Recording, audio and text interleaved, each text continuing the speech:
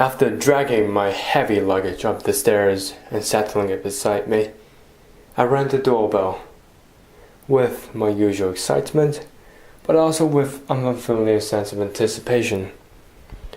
Then the door creaked open, and my grandmother greeted me with a welcoming smile. "There he is!" I exclaimed to myself.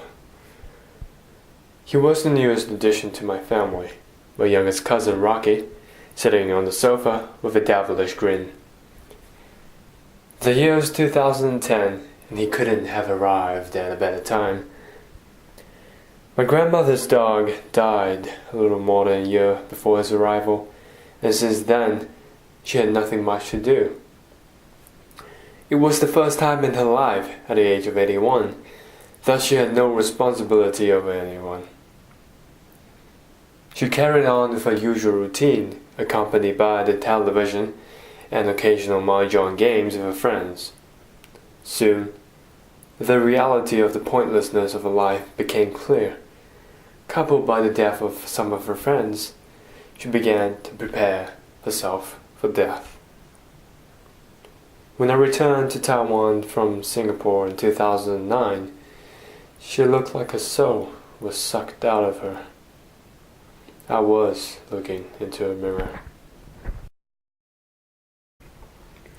When I was in Singapore, my sole purpose of living was to return to Taiwan once a year during the holidays. I had no aspirations, no dreams, just a little hope that I'll be able to see my cousins again.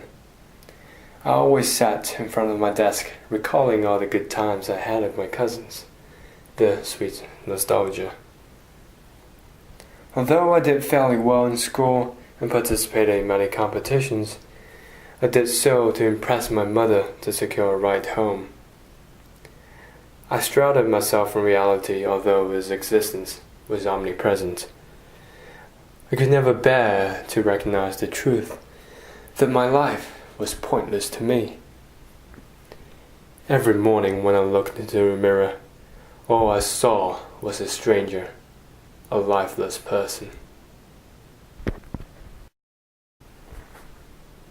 This time, my grandmother's eyes were sparkling with life, with purpose, with conviction. The moment I looked at Rocky, I saw hope. Disillusioned, I stopped doing anything and everything. My homework, studies, and commitments, so that I could rethink about what really mattered to me in life. My life collapsed on itself, and so did my grades during this time. I was last in class, but it didn't mean anything to me. It was a brute realization that nothing much in my life weighed. It was hard to pick up all the bits and pieces that had value in my life. I got back on my 2 feet, pointed a direction, and here I am. 8,000 miles from Singapore to pursue a bachelor's degree in biology.